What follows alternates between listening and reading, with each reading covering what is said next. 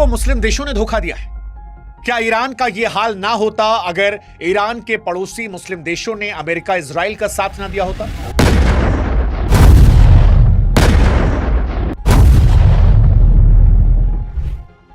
क्या खामनोई की मौत के पीछे जितना अमेरिका इजराइल जिम्मेदार है, उतने ही ये मुस्लिम देश भी जिम्मेदार है?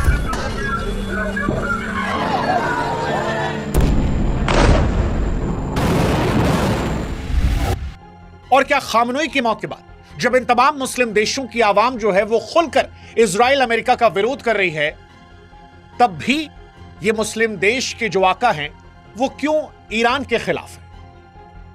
देखिए, ये वो सवाल है जो आज दुनिया के चौक चौराहों पर एक टीस की तरह गूंज रहा है, क्योंकि तेहरान की सड़कों पर जब 160 से अधिक बच्चों की लाशों को लेकर इंकलाब के नारे लगे, तो उसकी गूंज पाकिस्तान के लाहौर, टर्की के इस्तांबुल, मिस्र के काहिरा और इंडोनेशिया के जकार्ता जैसे शहरों तक सुनाई पड़ी। एक आम मुसलमान दुनिया का ईरान को उस उम्मीद की निगाहों से देख रहा है जो अमेरिका और इजराइल के सामने सीना तान कर खड़ा है। लेकिन जैसे ही जनता की भावनाओं से निकलकर आप मुस्लिम मुल्कों के शाही महलों और सचिवालयों की ठंडी दीवारों में दाखिल होते हैं, वहां कहानी बदल जाती है। वहां पर ईरान एक भाई नहीं, एक खतरे के तौर पर है, दुश्मन के तौर पर है। और यहीं से दुनिया भर के मुसलमानों के मन में यह सवाल आ रहा है, या कहें कि दुनिया भर के इंसानों के मन में यह सवाल आ रहा है कि जब गाजा में इजराइल हमला करता है तो पूरा मुस्लिम ब्रदरहुड इस्लामिक एकता के नाम से एक साथ खड़ा हो जाता है, लेकिन वही इजराइल जब ईरान के अंदर बच्चों को मार रहा है, 160 से अधिक बच्चों की मौत हो गई, तब वो खामोश क्यों है? और वो क्यों पीछे से इजराइल को धक्का दे रहा है कि तुम लड़ाई करो, हमसे जो सहयोग होगा वो हम चुपचाप करते रहें? यहीं से सवाल उठता है कि क्या उम्मा का दर्द जो है वो सिर्फ तब जगता है जब दुश्मन कोई बाहरी हो? क्या अपनों के हाथों बहता अपनों का खून कोई मायने नहीं रखता? क्योंकि इस्लामिक मजहब की बुनियाद जो है वो इसी भाईचारे पर थी, लेकिन उसी भाईचारे के लोग आज एक दूसरे की जड़ें काट रहे हैं। क्या ये ईरान के साथ या मुस्लिम ब्रदरहुड में हिपोक्रेसी या विश्वासघात नहीं है? आज ईरान वर्सेस अमेरिका इजराइल की इस लड़ाई ने मुस्लिम देशों को पूरी तरह से एक्सपोज कर दिया है, उनकी हिपोक्रेसी को एक्सपोज कर दिया है। और उनकी आवाम आज खुद परेशान है कि भाई जब हम इधर हैं तो तुम उधर क्यों हो? और आज इस वीडियो में इसी सवाल का जवाब हम तलाशने की कोशिश करेंगे, ये समझने की कोशिश करेंगे कि इसके पीछे की वजह क्या है। इस वीडियो की शुरुआत करें उससे पहले हमारी आपसे गुजारिश है कि हमारे व्हाट्सएप चैनल से आप जरूर जुड़िएगा, ताकि जितने भी वीडियोस हम बना रहे हैं वो आप तक पहुंच सके। हमारी कोशिश है कि हर एक वीडियो में गहराई से जाकर आपको हम विस्तार समझाएं, ताकि ना सिर्फ खबर आपको मिले बल्कि नजरिया भी मिले। इसलिए आप हमारी ताकत बनिए और हम आप तक ये वीडियोस पहुंचाते रहेंगे। अब शुरुआत करते हैं मुस्लिम ब्रदरहुड की हिपोक्रेसी को लेकर। तो देखिए, ईरान इस वक्त सारी दुनिया जान रही है कि अपने आसपास मुस्लिम देशों पर भी हमला कर रहा है, और वो इसलिए कर रहा है क्योंकि उसे समझ में आ गया कि अगर अपने दुश्मनों को उनकी सीमाओं पर नहीं रोका तो फिर कहानी उसके लिए गड़बड़ हो जाएगी। ईरान ये देख रहा है कि उसके चारों तरफ जो मुस्लिम देश हैं उन्होंने ईरान को घेर लिया है, और अमेरिका और इजराइल को वो चुपचाप पूरा समर्थन दे रहे हैं। ईरान का ये दर्द बहुत गहरा है कि उसके पड़ोसी मुल्क मुस्लिम एकता की बातें करके मंच पर आते तो हैं, लेकिन जब सौदा करना होता है, साथ देना होता है, तो वो इजराइल की खुफिया एजेंसी मोसाद और अमेरिका की CIA का साथ दे रहे हैं। ईरान यह आरोप लगा रहा है कि जितने भी पड़ोसी देश उसके अगल बगल हैं, उन्होंने ऐसे गुप्त ठिकाने और सुरक्षित घर बनाए हैं जहां पर अमेरिकी और इजरायली बैठकर ईरान के परमाणु वैज्ञानिकों को मारने की साजिश बीते कई सालों से रच रहे हैं। ईरान की सेना की हर छोटी बड़ी जानकारी वो इजराइल तक पहुंचा रहे हैं, और यहीं से ईरान का गुस्सा बढ़ना शुरू होता है। हालांकि यहां पर इस सिक्के का दूसरा पहलू भी समझना जरूरी है जो इस नफरत को और गहरा करता है। असल में ईरान की भी कुछ ऐसी नीतियां रही हैं जिसने कई मुस्लिम देशों को बेचैन किया है। यमन, सीरिया, इराक जैसे देशों में ईरान ने लगातार दखलंदाजी की थी। वहां के जो इंडिपेंडेंट लड़ाके थे उनको ईरान ने समर्थन दिया था, और इन तमाम चीजों ने इन मुस्लिम देशों का मन ईरान के प्रति खट्टा कर दिया था। तमाम मुस्लिम देशों को लगता है कि ईरान मजहबी क्रांति के नाम पर उनके घर में दखल दे रहा था, वहां पर उनकी सत्ता को अस्थिर करना चाह रहा था, और यही डर है जिसने कई मुस्लिम देशों को ईरान से दूर इजराइल के करीब धकेल दिया। क्योंकि जब अपनों के बीच भरोसे की दीवार ढह जाती है तो सुरक्षा की तलाश जो है वो अक्सर दुश्मन के दरवाजों तक भी ले जाती है। अरब देशों के लिए इजराइल का साथ देना शायद उतनी बड़ी मजबूरी नहीं थी जितनी बड़ी ईरान के प्रभाव को बीते कुछ सालों में कम करना उनकी प्रायोरिटी बन गई थी, और यही वो अविश्वास है जिसने उम्मा की जड़ों में मट्ठा डालने का काम किया है। अब वापस लौटते हैं ईरान पर। ईरान आज इस युद्ध में कई मुस्लिम देशों से खतरा महसूस कर रहा है, और जिनमें सबसे ज्यादा वो खतरा महसूस कर रहा है उसमें पहला नाम है अजरबैजान का। ईरान की नजरों में अजरबैजान अब एक पड़ोसी देश नहीं है, वो इजराइल का एक फौजी अड्डा बन चुका है। ईरान ये मानता है कि अजरबैजान ने इजराइल को अपनी सीमा तक पहुंच दी है ताकि वहां से ईरान की जासूसी हो और 24 घंटे उस पर नजर रखी जाए। इजराइल आज अजरबैजान को सबसे आधुनिक हथियारों की सप्लाई कर रहा है, जिसके बदले में वो ईरान की दहलीजों पर अपनी जगह पक्की कर चुका है। वहीं हाल के दिनों में जॉर्डन के बर्ताव ने ईरान को और गहरी चोट पहुंचाई। जब ईरान ने इजराइल पर मिसाइलें दागी तो जॉर्डन ने इस्लामी भाईचारे को भुलाकर उन मिसाइलों को अपने आसमान में मार गिराया ताकि इजराइल को बचाया जा सके। इससे यह साफ हो गया कि इन देशों के लिए मुस्लिम एकता की कस्में शायद दिखावा रह गई और उनकी वफादारी अब पैसे, हथियार या पश्चिमी देशों के साथ हो गई। यूएई और बहरीन ने इजराइल के साथ जो हाथ मिलाया उसने ईरान की चिंताओं को और बढ़ाया। उधर कतर और कुवैत जैसे देशों में बैठे अमेरिका के बड़े फौजी अड्डे ईरान के लिए एक सिरदर्द भी हो गए हैं और इसी धोखे और विश्वासघात की वजह से ईरान अब बौखलाया हुआ है। दुबई के मशहूर फेयरमाउंट होटल में जो आग की लपटें दिखाई पड़ी, बुर्ज अल अरब के पास जो धमाके हुए जिसमें 3 मौतें अबू धाबी में हुई, 58 लोग घायल हुए, ये तमाम वो शहर थे जो दुनिया की सबसे सुरक्षित जगह थी।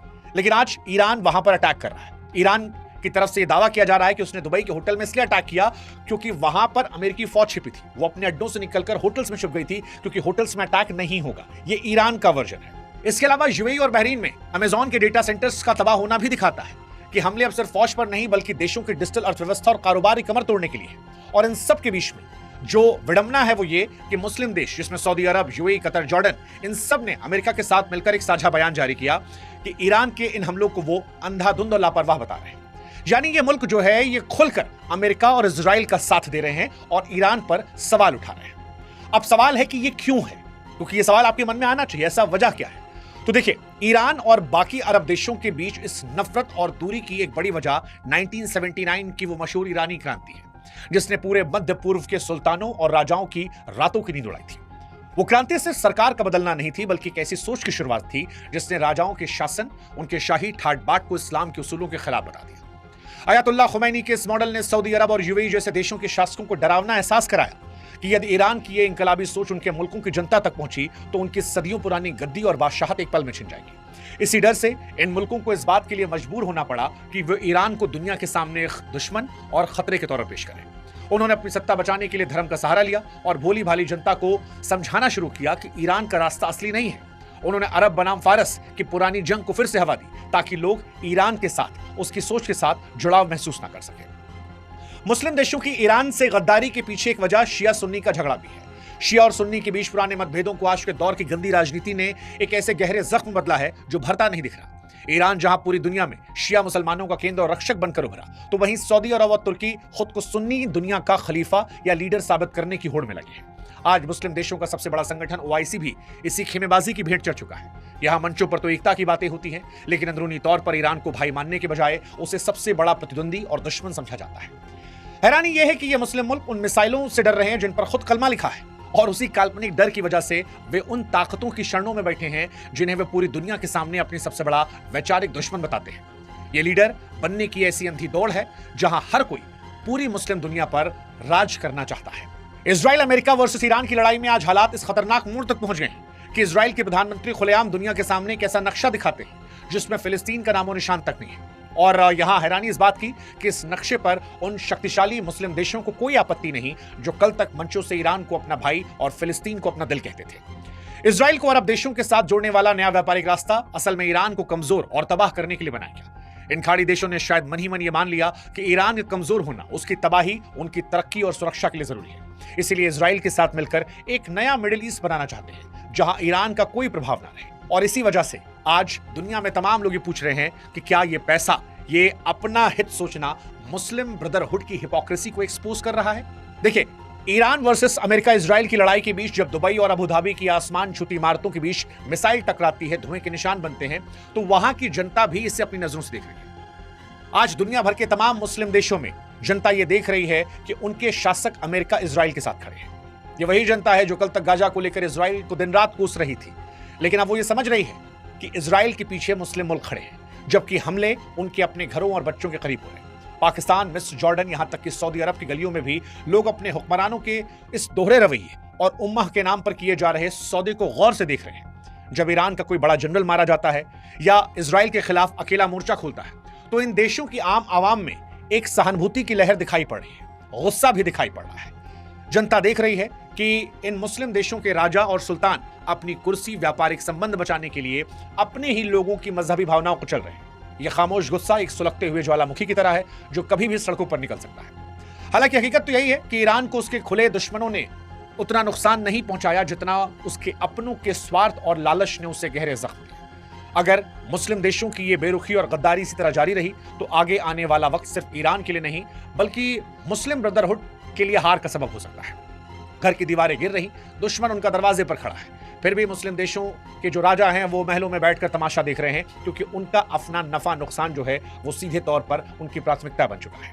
आज ईरान अकेला खड़ा होकर जंग लड़ रहा क्योंकि उसने अपने लिए लड़ने का फैसला किया है, और इसीलिए शायद कई मुल्कों में जो आवाम है वो ये पूछ रही है कि अगर खुमैनी अकेले लड़कर शहीद हो सकते हैं तो फिर उनके मुल्क के लोग क्या कर रहे थे जब ईरान की घेराबंदी हो रही थी।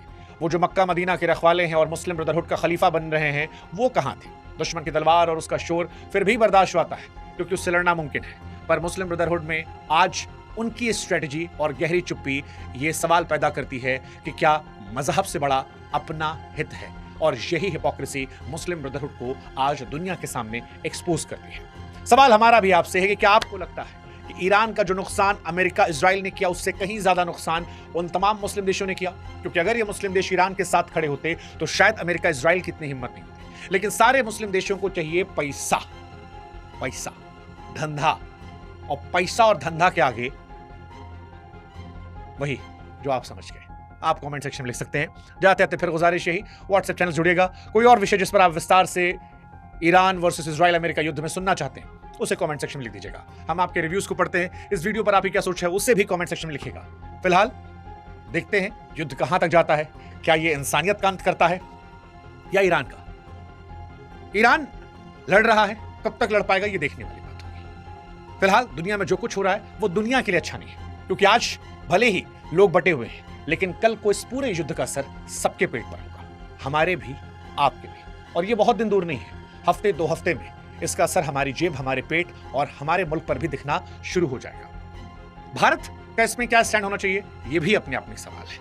आप बताइए भारत किधर होना चाहिए, और मुस्लिम ब्रदरहुड की हिपोक्रेसी को लेकर आप क्या सोचते हैं वो कमेंट सेक्शन में लिखिए। जी हाँ दोस्तों, ये थी अब तक की मालूमात जो न्यूज़ एंकर, न्यूज़ बुक के एंकर शबाक मिश्रा की मालूमात थी, मैंने आपके साथ शेयर की है। इसमें आपकी क्या राय है कमेंट बॉक्स में ज़रूर दीजिए। इसराइल और ईरान के जंग के हवाले जो अपडेट थी वो आपके साथ शेयर की गई है। वीडियो कैसी लगी अपनी राय का इस बार कमेंट बॉक्स में ज़रूर करें। वीडियो को लाइक करें, चैनल को सब्सक्राइब करें, और साथ ही साथ न्यूज़ बुक के एंकर शबाक मिश्रा के चैनल को भी लाइक करें, फॉलो करें, बेल नोटिफिकेशन को ऑन कर दें ताकि इस तरह कोई भी इंफॉर्मेशन मिले तो और नोटिफिकेशन आप तक बर वक्त पहुँच सके। जैसे कोई इस हवाले से मज़ीद अपडेट आती है तो आपके साथ ज़रूर शेयर की जाएगी। नेक्स्ट वीडियो तक दीजिए इजाज़त। अल्लाह हाफिज़।